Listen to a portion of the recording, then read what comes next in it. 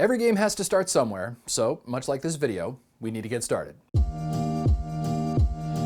How's it going, everybody? My name's Joe. Welcome to Tabletop Theory, where we talk about things like educational theory, counseling theory, role-playing games, and a lot of other fun stuff in order to help you become a better game master, role player, and just enjoy the hobby more. I'm really excited today because this is a video that I've wanted to make for a long time because it's a daunting topic. Wow, voice cracked. It's the idea that, oh, I've created this amazing world and my players have these great characters that they've created and we're really excited to get started. How do I start? What's the first step? How do I get my players involved in this world? It's something that's happened to me a lot. I've created these really wonderful sort of homebrewed campaigns, but then the very first session comes around and I'm like, crap, what do I do? The thing about the first session is that it can really set the tone for how the whole campaign might play out. Supposing that you've already had the conversation with your players about what type of game you have, what type of things you can expect in the campaign, you still need to have the players do something for that first session. And the thing that's really important and that really kind of trips up a lot of game masters is that the first session is really important in the idea of creating that sort of group cohesion and like expectation of being a collaborative sort of team where everybody gets together and has each other's backs. So how do you do that? Well, it's important to remember that there are really two big ways that you can start a campaign. Some games begin before any conflict or action occurs, and some games begin when the conflict or action is already happening around the players. And those two big differences are the concepts of ab ovo, and in Latin I think that means in the beginning, or in medias res, or in the middle of the action. Latin scholars fight me in the comments. Consider the beginning of Black Panther, Moby Dick, or Stargate. All three of those stories begin way before any of the primary conflict actually happens. The beginning of Black Panther, I watched it like the other night, actually starts with two characters discussing the beginning of Wakanda. We don't hear anything about the actual conflict of the story. We're learning about a meteorite that hits a continent and it's got a lot of magical properties or scientific properties, whatever. Similarly, a game that begins ab ovo begins at its earliest chronological point. And since it's beginning at its earliest chronological point, what that usually means is that the players aren't in danger yet. They may not even know each other at this point. For me, what this usually reminds me of is the idea of all of the players meeting in a tavern, and then a wizard comes up and says, I've got a job for adventurers. Who wants to become part of this plan that I have to go steal this artifact from a nearby cave? That's an ab ovo beginning to a story. The players are introduced before conflict is actually occurring. They're not in danger immediately. They might have the chance to get their bearings, sort of learn about the town, try to maybe buy some supplies before they go out on their adventure. On the other hand, other games that begin in medias res are already in the middle of action when the story begins. Some other examples of this could be the Iliad, Captain America, or Star Wars, Episode 4 specifically, the good one. Starting a story in the middle of conflict is something that is a really great way to sort of drag players into the middle of the action and get them hooked immediately, because turns out their characters might be in danger. In both cases, the players have the opportunity to unify themselves as a team, but in very different circumstances. So now that we have a rough understanding of ab ovo and en medias res, we can actually start to go through and talk about some of the different ways to begin your campaigns. And I did want to mention that some of these ideas are more slanted towards one system or another, but I'll shout that out when and if it happens. So let's go. I love shipwrecks. Shipwrecking a party is oftentimes one of my favorite ways to start a campaign. And I say that because I've done it recently, and I've done it more than once over the years, but it's also very versatile. You can use a shipwreck ab ovo or in medias res. I've definitely used the shipwreck beginning as a sort of thing that's happening right at once. The players sort of begin play as the ship is collapsing and going down, and the whole beginning of the campaign is them sort of realizing that, oh, we're the only survivors of the shipwreck. We have to work together to get to safety. And that sort of act of survival unifies the party really effectively. Similarly, I've used the ab ovo beginning of a shipwreck to say that your party has been shipwrecked on this island for a period of time and you can't get off. In both cases, the beginning of a campaign using a shipwreck can actually be a little bit heavy-handed or not so heavy-handed, because in the act of having a shipwreck, maybe your players lose some of their equipment, maybe they lose a party member. The wonderful thing about a shipwreck is that if you have a beginning of a campaign and you have a party member who's not present because a player just couldn't attend the first session, they might actually just be shipwrecked somewhere else. And then at the beginning of the next session, oh, hey, look, that missing party member is found as just another survivor. The other thing that you can do is that if you do choose to remove some of the gear and some of the equipment from your party, that whole first mission can be them trying to track down their missing equipment and learning about how their characters work without maybe all of their magical toys or weapons, and they have to build their weapons, which can eventually come to signify this whole sort of, what's the word I'm looking for here? Sentimental attachment to something like a club that they made whenever they were shipwrecked on this island. And the wonderful thing about shipwrecks is that they don't all have to be caused by the same thing. Some shipwrecks happen because of rocks, some shipwrecks happen because of mutiny, pirates, mummies, whatever. The whole thing about a shipwreck is that there's a lot of ways for it to happen, and you can twist it to the way that you find it to be most effective for the beginning of your campaign. And the other really cool thing is that shipwrecks don't require ships. It doesn't have to be a boat. The whole movie Flight of the Phoenix is a shipwreck in the desert, and instead of the ship being a boat, it's a plane. When I've used this in medias res, I've tried very hard to keep in mind that my players are going to require some degree of plot armor in order to not be murdered by whatever is trying to take down the ship at that point. So yes, they can take damage a lot of the time, and I've certainly gotten to the point where when I've used this, one player actually went unconscious, but I gave them the benefit of beginning the campaign where they're going to survive. I know it, they may not, but that type of danger really helps to set the mood, but understand that nothing really kind of hurts a player more than dying in the first 15 minutes of a session because they didn't understand what was going to be happening because you didn't tell them that you were going to shipwreck them when the story started. So if you're going to use the shipwreck, just be kind to your players. That's the only thing that I'd recommend. Similarly, if you start at ab ovo and you want your players to eventually escape from this specific area, try to make sure that you've read their character sheets enough to where you know, as a game master, how those characters could escape that environment. Nothing's worse than stranding a bunch of characters in an environment that they literally have no chance of escaping. I usually use this campaign kickoff point in sort of an ab ovo way. Most of the time, players are coming into prison because they've either been accused of something they didn't commit or they did do it, but generally speaking, the sort of act of being brought into a prison is a way to sort of bind all these characters together. The prison environment is something that you can use to really jumpstart a story, especially if you're sort of trying to come up with a reason for all of those characters to be in the same place at the same time. It doesn't even require you to have evil characters. You can have a bunch of players create good characters, but then be accused of crimes that they did not commit by the evil Viscount or whoever to actually put them in prison, and then they need to work together to break out, and in the time that they're there, they might meet a party member who's sort of a more rough and tumble, nefarious, sort of infamous criminal, that'd be the rogue in your game, to help the players survive the environment and also ultimately escape, because those good players escaping is also beneficial for the sort of more questionable character that can escape along with them and then tag along as the campaign continues. You can use a prison sort of introduction in medias res. You can actually use it as your players are starting to escape the prison. Maybe they've already effectively come up with a plan to escape and they're in the middle of that right now, or maybe it starts in the middle of something like a prison riot. You can create character cohesion fairly effectively in that environment, and you can use it as a wonderful jumping off point, because most of the time when I've started campaigns in prison, the players use the first several sessions as a way to sort of get out of prison, because most of the time the main campaign isn't going to be taking place in that environment. So just keep that in mind. If you want your whole campaign to take place in a prison, then that's up to you, but I would also tell my players in advance if that was something I was planning on doing. Now, I will throw the proviso out there that you might have players in your campaign that have been in prison. So if you do, you might want to be sensitive to using this as something like, oh, this is a fun way to start a campaign, because jail sucks. It's not supposed to be fun. Yeah, it might seem like a great place to start a story, and you can use it as a place to start a story, but it's not going to be a swashbuckling adventure all the time, especially for somebody who might have already been in prison in real life.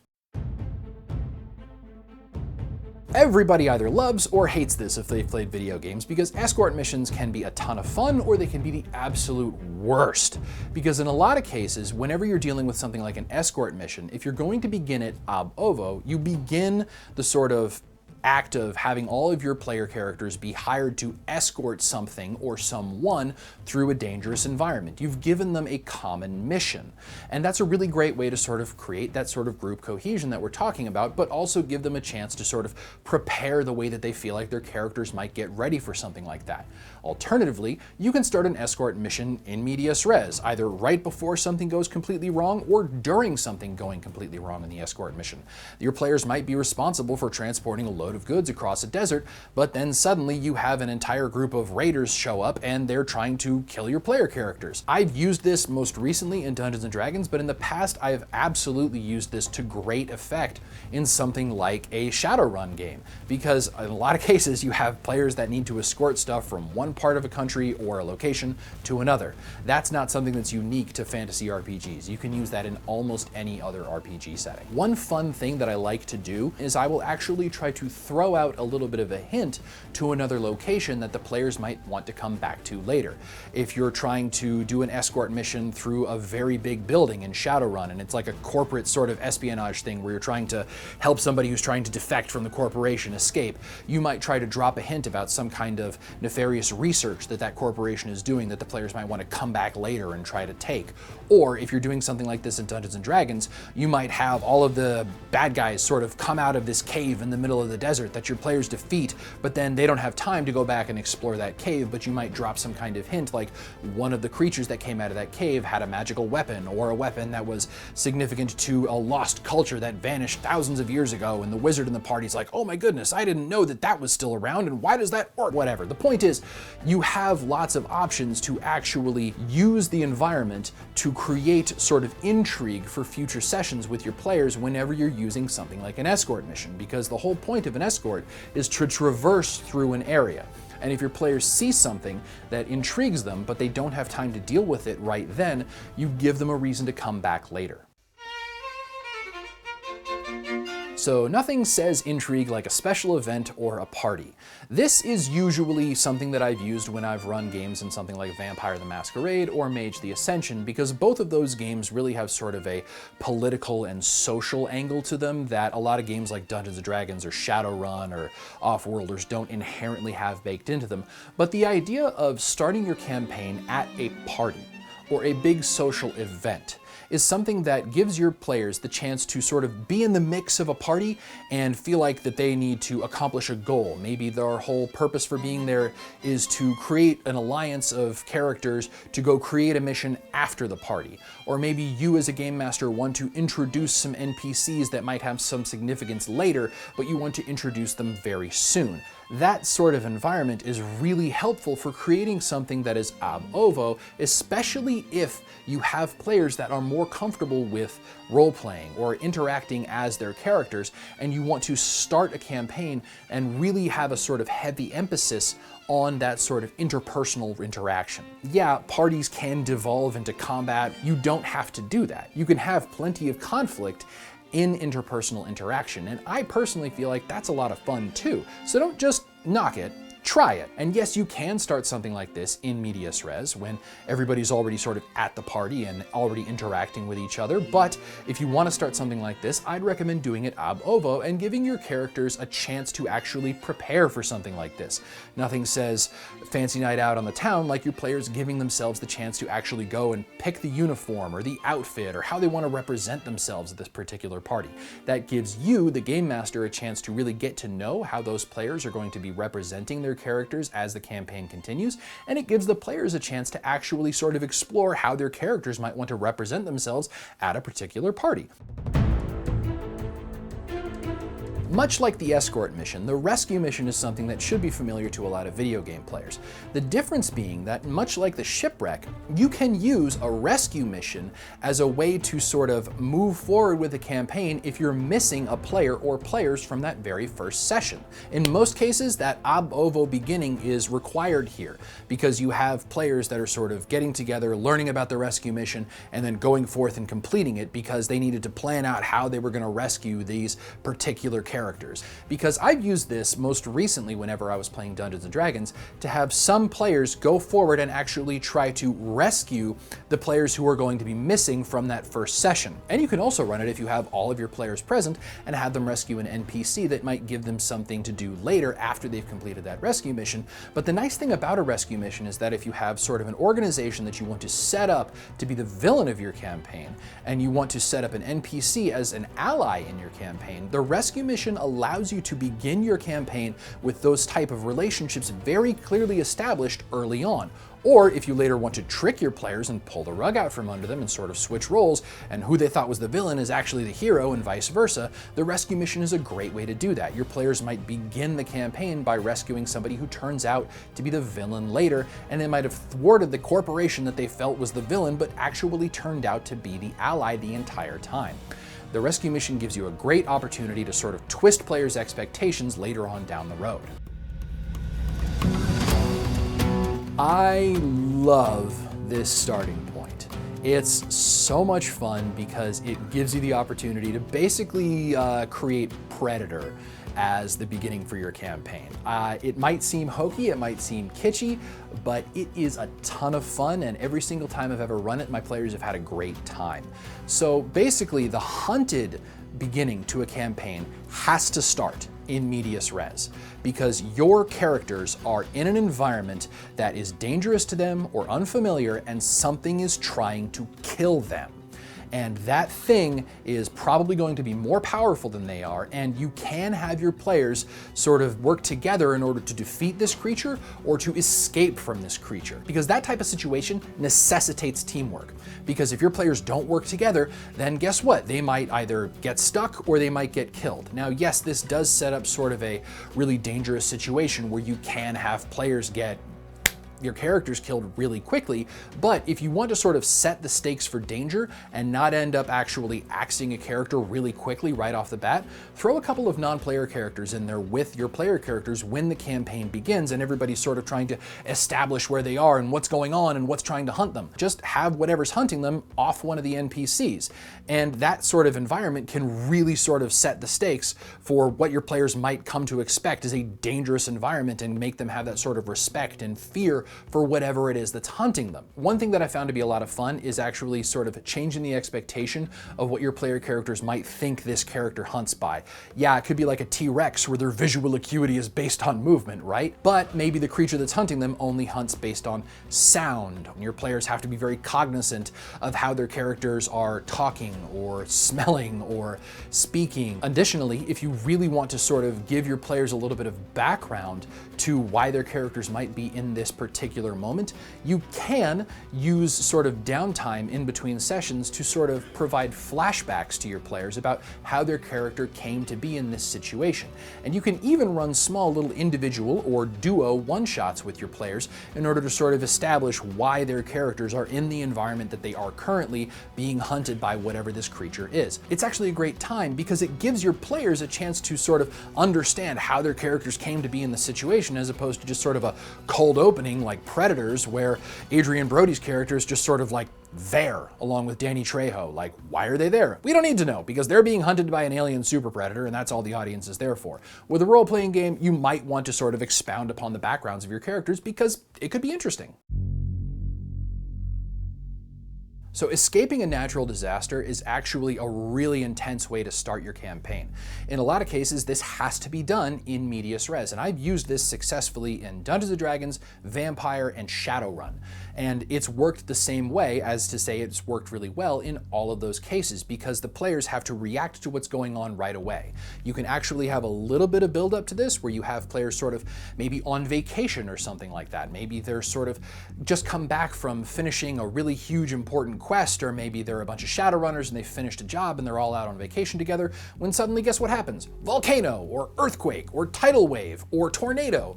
The thing is, all of those natural disasters require your players to sort of react to what's going on, and they have to work together, again, much like the shipwreck, to survive a specific situation. The thing about a natural disaster is that it automatically creates chaos, and if you just want to have a way for your players to begin working together and maybe establish a couple of different sort of social norms norms or societal norms in a specific homebrewed world, a natural disaster can be a really great way to do that, because not only do your players survive the disaster, but maybe they decide to work together to help the area recover from the natural disaster. If you really want to use a natural disaster as a way to sort of begin a campaign and actually create a larger universe, maybe there's a villain in the campaign that the players haven't met yet, but they're using the cover of whatever this natural disaster is to complete or start part of their evil plan. Maybe they use the cover of an earthquake to steal some kind of doomsday device, or maybe they've actually caused those natural disasters.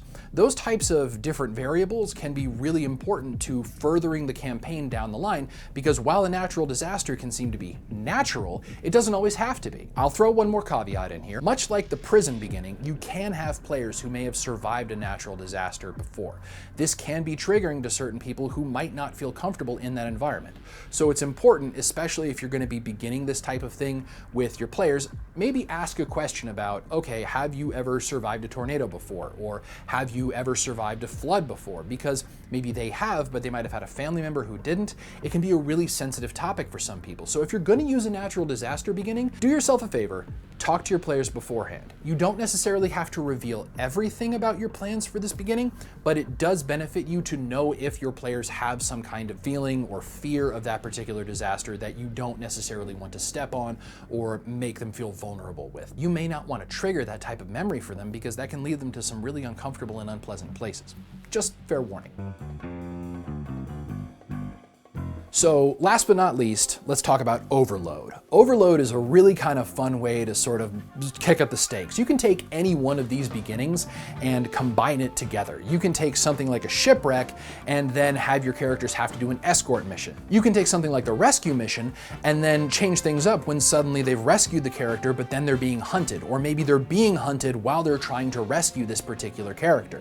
All of these different beginnings are not the only way to start a campaign. By no means should this be the only way that you feel like you can successfully begin a story, because that's just not true. There's lots and lots of ways that I didn't mention to begin your campaign.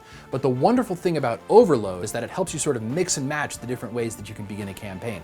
And in a lot of cases, sort of thinking about one way that you might want to start a campaign is fine, but then throwing something else on top of it can either add to the danger or the stakes, or just sort of the whole chaos and fun of the beginning of your campaign. Remember, starting a campaign is important. The first session does matter a lot, and that's not to put pressure on anybody, but it's just to sort of emphasize the importance. If you want to set a tone for how things are going to play out through the entire campaign, that first session matters quite a bit. But remember, just because you start your campaign a certain way, it doesn't mean it has to stay that way for the entire time.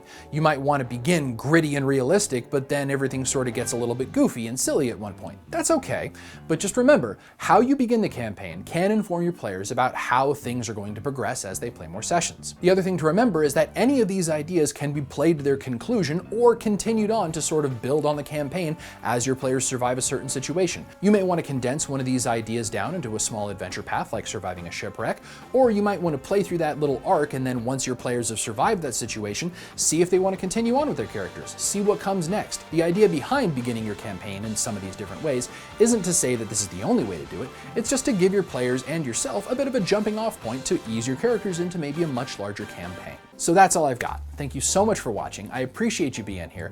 I know that these are some of my favorite ways to begin campaigns. If you've begun a campaign in a specific way that's not listed here, leave it in the comments section. I really always want to collect more ideas for how to begin campaigns with my players, because in my opinion, the first session is a really important one, and if you've got a great way to begin it, I always think it's much more fun if more people know about it. You can follow me on Twitter or Instagram, share your ideas there, and if you want to help grow this channel, you can hit the subscribe button or the like button to help YouTube know that you like what you just watched. And if you want to help support the channel financially, I sure would appreciate a donation at the Buy Me a Coffee account.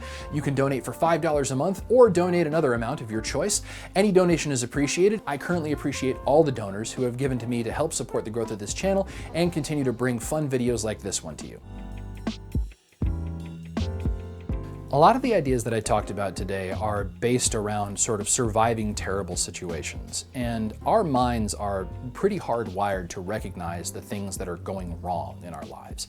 It's a pretty natural response because genetically we're designed to recognize the things that pose a danger to us. One way to shift from the feeling of recognizing all the negative things is to start recognizing the positive things. I would recommend making a commitment to yourself to write down 3 things that are going well. This can happen every day, maybe every other day, but whatever it is, make the commitment to yourself to write down 3 things that are going well.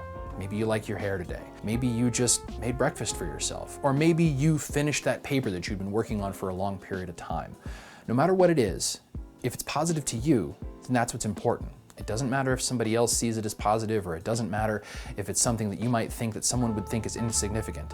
If it's positive to you, it matters. Because it's really easy for us to recognize the things that are going wrong. It's oftentimes not very easy for us to recognize the things that are going right, but they are important. And recognizing them helps you to remember that it's not all bad. Taking the time to remind yourself that there are good things that are happening, no matter how small, can help train your mind to start to recognize those good things when they do happen. That way, your mind isn't only recognizing the negative things. You can begin to recognize the negative and the positive, and help to create a little bit more of a sense of balance and validation for yourself. If you find this idea helpful, I encourage you to give it a shot. Thank you so much for watching. Take care, be kind, and have fun adventuring.